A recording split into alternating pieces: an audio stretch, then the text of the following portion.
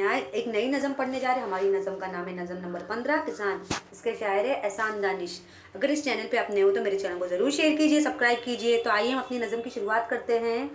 हमारी नज़म का नाम है किसान। जैसे किसान के बारे में आपने सुना होगा, जैसे आप गाँव तो जाते होंगे, लेकिन गाँव में जो आपकी फसलें होती हैं, जो खेती बाड़ी का काम कौन करता है? किसान। बहुत ही मेहनत मुशक्क़त करके अनाज बोता, तब जाके उसे हरे भरे खेत नज़र आते, हरी भरी से फसलें हासिल होती है। तो सबसे पहले आइए हम अपनी नज़म की शुरुआत करते हैं। पहली बात, भारत की मजमूई आबादी का बड़ा हिस्सा देहातों में रहता है। जैसे भारत की ज़्यादातर लोग, जैसे कहा जाता है कि हिंदुस्तान मुल्क में काफ़ी आबादी है, लेकिन ज़्यादातर आबादी देहातों में रहती है। देहातों में रहने वाले लोगों की मेहनत की बदौलत शहरियों की अक्सर ज़रूरतें पूरी होती है। जैसे लोग देहात में रहते हैं और खेती बाड़ी का काम करते हैं, अनाज बोते, तब जाके उन्हें हरी भरी फसलें हासिल होती है। उन लोगों का हमेशा पेशा ज़राअत यानी खेती बाड़ी है। जैसे उनका जो अहम पेशा क्या बन जाता है? खेती बाड़ी ज़राअत बन जाता है। इसका शुमार इब्तिदाई पेशे में होता है, इसलिए पैसे से जुड़े लोग बहुत मेहनत कर जैसे पैसे से जुड़े लोगों को बहुत मेहनत करना पड़ती है। जैसे वो खेती की काम में सबसे ज़्यादा खेती के काम में सबसे ज़्यादा मेहनत किसानी की होती है। इसलिए हमारे वजीर आज़म लाल बहादुर शास्त्री ने जय जवान जय किसान का नारा दिया था कि जेल की नज़म में शायर ने किसान की मेहनत का जिक्र किया है कि जैसे बच्चों, हम कहते हैं ना, आज हम अनाज खाते, जैसे चावल, जैसे हम चावल खाते और गेहूं की बनी हुई रोटी खाते, बाजरे की जई की बनी हुई रोटी खाते, ऐसी तरह तरह के अनाज खाते, दाल खाते हैं और ऐसी सब्जियां खाते। सब्जियां जो किसान बोता है, जैसे तरह तरह की हरी सब्जियां, पालक, गोभी, कद्दू, आलू, ऐसे तरह तरह की हम सब्जियां खाते हैं। फल भी खाते हैं, जैसे फल हम अमरूद खाते, सेब खाते, आम खाते हैं, अनार खाते, तरबूज, कलिंगड़, तरह तरह के हम फल खाते। तो यहाँ पे जो अनाज जो कौन उगाता है बच्चों? जो किसान की मेहनत को शायर ने बड़ी खूबसूरत अंदाज में बयान किया कि शायर ने कहा कि किसान की मेहनत काफ़ी है, बहुत ज़्यादा मेहनत करता है वो। अपनी मेहनत मुकद्दर अपनी खेती बाड़ी में इतना करता है कि तब जाके हमें हमें अनाज हासिल होता है। जब तो जो हम खाते, जैसे आज हम हमारे देश घर भर में जो हमने दुकान देखी होगी, जैसे ये अनाज कहाँ से आता है? मतलब कि हमारे गांव से आता है। पहले गांव में फसलें जब तैयार हो जाती है, जैसे किसान जब अनाज बोता है, जब वो मेहनत मुकद्दर करके मतलब खेती बाड़ी करता है, मतलब वक्त पे उसे पानी देता है, खाद देता है, तब जाके वो उसे हरी भरी फसलें हासिल होती है। तब वो कटाई करता है, तब जाके वो दुकानों में बेचता है, तब जाके हमें राशन मिलता है। जैसे हमें चावल खाना है या गेहूं की रोटी खानी है, जई की रोटी खानी है, दाल खानी है,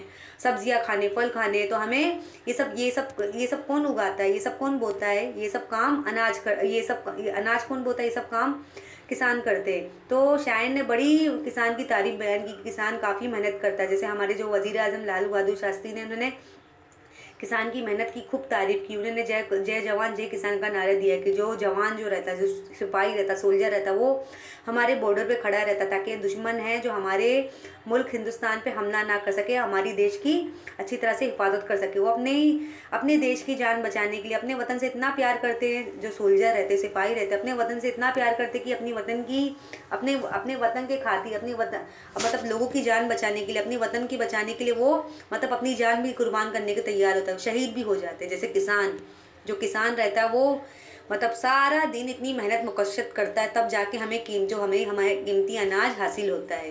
तो सबसे पहले हम शायर का तारुफ पढ़ेंगे।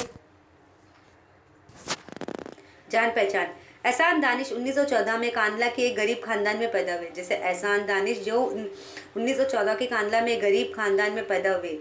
एहसान दानिश जो इस नज़म के शायर है, वो एक गरीब खानदान में पैदा हुए। जैसे गरीब खानदान से ताल्लुक़ रखते थे, गुर्बत की वजह से वो तालीम हासिल नहीं कर सकी। उन्हें बचपन ही से शायरी का शौक़ था। जैसे उनके घर में गुर्बत की काफ़ी तकलीफ़ें थी, लेकिन गुर्बत की वजह से वो ज़्यादा पढ़ नहीं सके, ज़्यादा तालीम। उन्हें बचपन से ही शायरी का शौक़ था।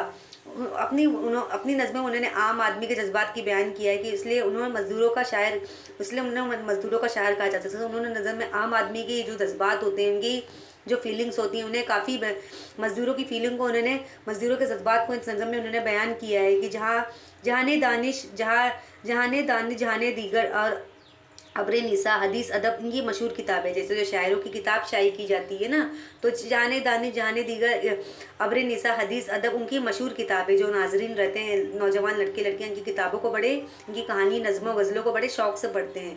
और जो हमारे शायर है एहसान दानिश, 21 मार्च 1982 को लाहौर में उनका इंतकाल हो गया। तो शायर ने दानिशमंद जो है एहसान दानिश है, उन्होंने बड़ी खूबसूरत अंदाज में इस नज़म को बयान किया। उन्होंने किसान की क्या तारीफ बयान की। किसान बहुत ही मेहनत मुकशद करके अपनी खेती बाड़ी का काम करता, तब जाके उसे हरी भरी फसलें हासिल होती है। तो आइए हम अपने नज़म की शुरुआत करते हैं।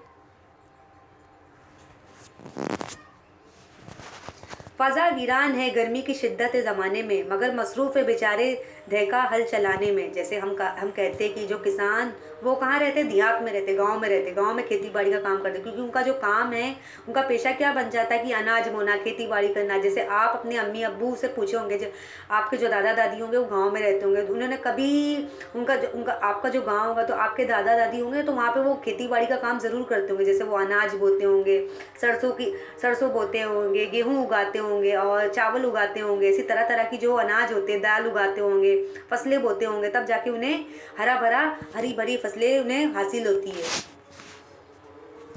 दिल मजरू में उम्मीद की तांबियों में वाले, दिल मजरू में उम्मीद के तांबियों वाले, कड़कती धूप में तपती हुई पेशानियों वाले। जैसे कितनी तेज जब गर्मी का मौसम आता है उस वक्त किसान बहुत मेहनत करता है, उस वक्त बहुत मेहनत मुशक्क़त से काम लेता है। वो उसे मतलब इतनी कड़ी धूप रहती तभी भी वो बराबर अपनी फसलों की देखभाल करता है, अपने खेतों पे नज़र डालता है कि उसे कब अपने कीमती अपने खेतों में पानी देना है, खाद देना है। वो बराबर से इतना ख्याल रखता है कि उसे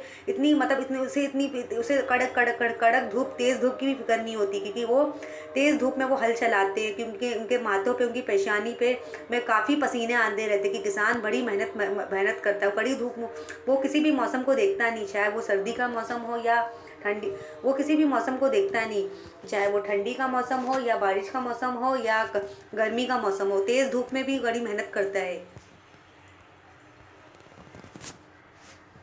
यही धैका चलाते हैं जो हल बंजर ज़मीनों में, चरागे आरजू से दिल है रोशन इनके सीनों में। मतलब यही धैका चलाते, मतलब ये हल चलाते, मतलब ये जो हमारा जो खेत रहती है, हमारी जो फसलें रहती हैं, उसमें वो ज़मीन को भुरभुरानी करने के लिए वो हल चलाते। वो किसका इस्तेमाल, वो बैल की मदद लेते, जैसे बैल का हम इस्तेमाल करते ताकि वो हमारे खेतों में हमारी ज़मीनों को बंजर बनाने के लिए, भुरभुरी बनाने के लिए अच्छी तरह से हल चला सके, ताकि हमारी जो फसलें अच्छी तरह से उग सके। चरागे आरजू से दिल है रोशन इनके सीनों में, मतलब उनके दिल में एक उम्मीद की किरण है। अगर हम मेहनत मुकशद करेंगे तो अल्लाह ताला हमें हमारी मेहनत का सिला ज़रूर देगा।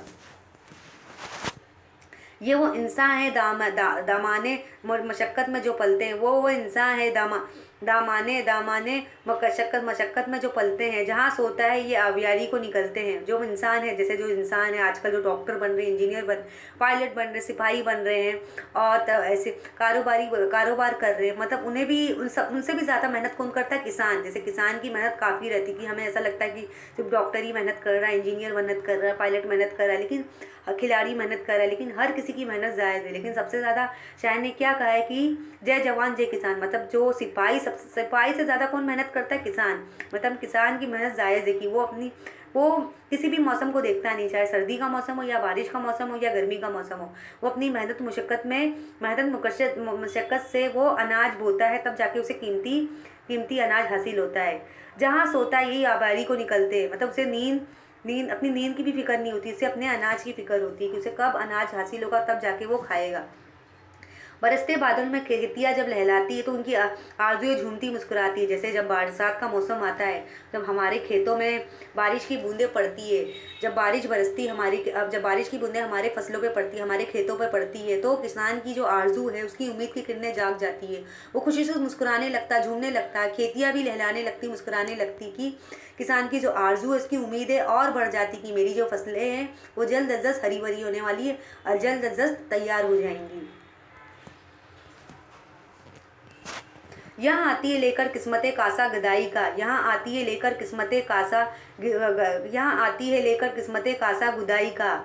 जहाँ मोहताज है इनके पसीने की कमाई का, जहाँ मोहताज है इनके पसीने की कमाई का। यहाँ आती है लेकर किस्मतें कासा गदाई का, जहाँ मोहताज है उनके पसीने की कमाई का। जैसे किसान जो मेहनत मुकशद करके अपनी खेतों में अपनी खेती बाड़ी का काम करता है, अनाज बोता है, वो तरह तरह के अनाज बोता है, गेहूँ बोता है, सरसों बोता है, दाल बोता है, चावल बोता है, तब जाके उसे कीमती अनाज जो है उसे हासिल होता है। लेकिन वो मतलब उसकी मेहनत की कमाई रहती है, मतलब जब वो अनाज, जब उसकी फसलें तैयार हो जाती है, जैसे वो खेती बाड़ी का काम करता है, उसे वक्त पे पानी देता है, अपने खेत खेतों की बराबर देखभाल करता है। उसे कब पानी देना है, उसकी कब सिंचाई करना है, कब ज़मीन को भुरभुरी में लाना है, कब हल जोतना है।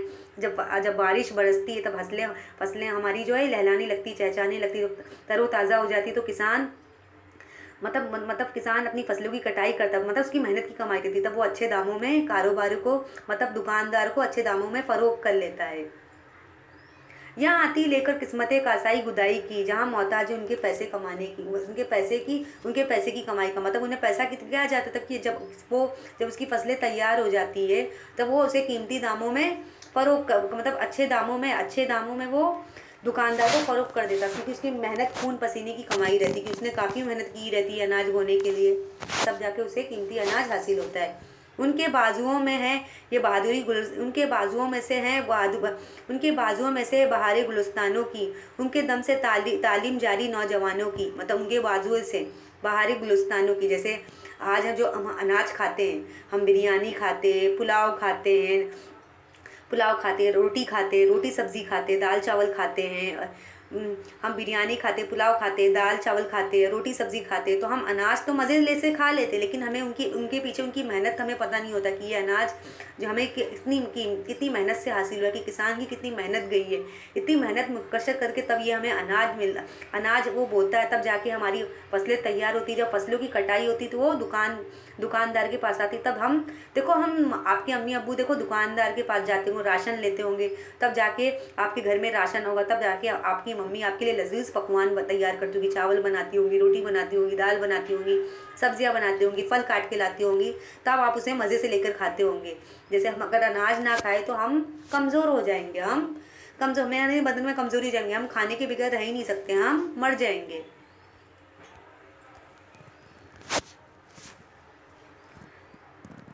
उन्हीं फाके से घबराओ हूँ उन्हीं फाके से घबराए हूँ मैं पारसाई हैं, अभी डूबे हुए कि दम से जिंदा नाखुदाई है। उन्हीं फाके से घबराए हूँ मैं पारसाई है, कि अब उन्हें डूबे हुए कि दम से जिंदा नाखुदाई है। जैसे कभी कभी हमारी फसलें ख़राब हो जाती, हमारी खेती बाड़ी का काफ़ी नुकसान हो जाता, तब हमें अनाज हासिल नहीं होता, तो किसान बड़ा अफसोस करने लगता है कि अगर मुझे अनाज में नहीं मिलेगा तो मैं खाऊंगा क्या, मैं तो फाके का शिकार हो जाऊंगा, मैं तो खाने के बगैर रह ही नहीं सकता, मैं खाने के बगैर मैं फाके का शिकार हो जाऊंगा, लोगों को अनाज ही नहीं मिलेगा खाने के लिए। तो किसान इस वक्त बहुत परेशान हो जाता है कि हमें किसानों की मेहनत की कदर करनी चाहिए, उनकी इज्जत करनी चाहिए। किसान बड़ी मेहनत मुशक्क़त से हमारे लिए अनाज बोता, तब जाके हमें कीमती अनाज हासिल होता है। आइए हम खुलासा कलाम पढ़ेंगे। शायर कहता है, किसान मौसम की शिद्दत की परवाह किए बगैर खेतों में हल चलाने, बीज बोने, आबियारी करने के लिए सुबह सवेरे पहुंच जाते। इनके दिलों में उम्मीद के चिराग रोशन होते कि हमारी मेहनत का फल मिलेगा। फसलों का इन्हिसार बारिश पर है, इसलिए इस मौसम में किसान बड़े आरजूमंद होते। किसानों की किस्मत से दुनिया वाले की किस्मत जुड़ी हुई है, लोग उनकी मेहनत से फ़ायदा उठाते। किसानों के दम से खेतों पर बहार है, किसान खुद तो फाकों को मारे हुए होते, मगर अपनी मेहनत से दुनिया की ज़रूरतों को पूरा करते। अभी शायर ने इस खुलासा कलाम में शायर किसान की बड़ी तारीफ की, कि जैसे किसान मौसमों पर उम्मीद लगाया रहता है।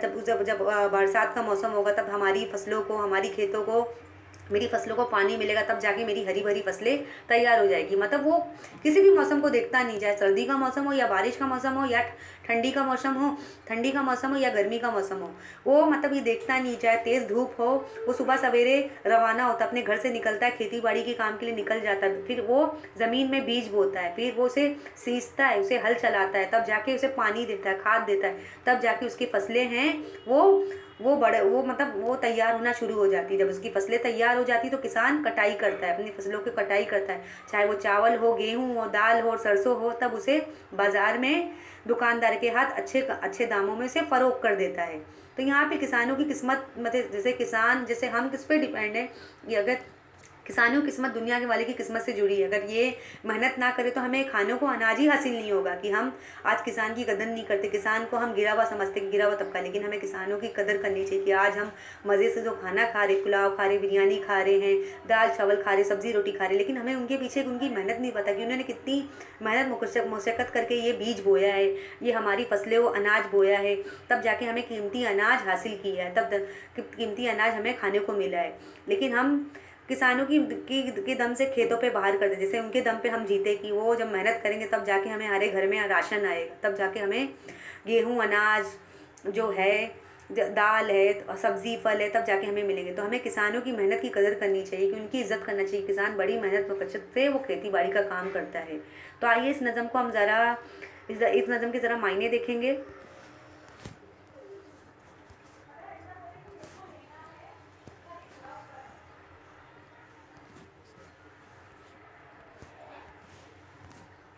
मानी इशारत।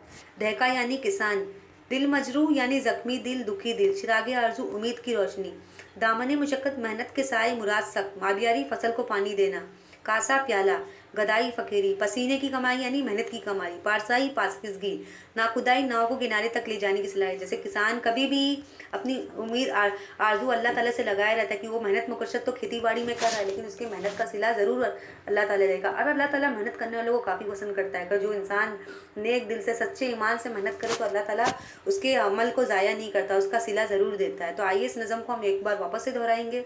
सबक नज़म नंबर 15, किसान, जिसके शायर है एहसान दानिश। फ़ज़ा वीरान है, गर्मी की शिद्दत है ज़माने में, मगर मसरूफ़ है बेचारे देका हल चलाने में। दिल मजरूह है उम्मीद की तबानियों में, तब की तबानियों वाले, कड़कती धूप में तपती हुई पेशानियों वाले, यही धैका चलाते जो हल बंजर ज़मीनों में, चरागे आरजू से दिल है रोशन इनके सीनों में। ये इंसा है दामने मुशक्क़त में जो पलते हैं, जहाँ सोता है ये आबियारी को निकलते हैं।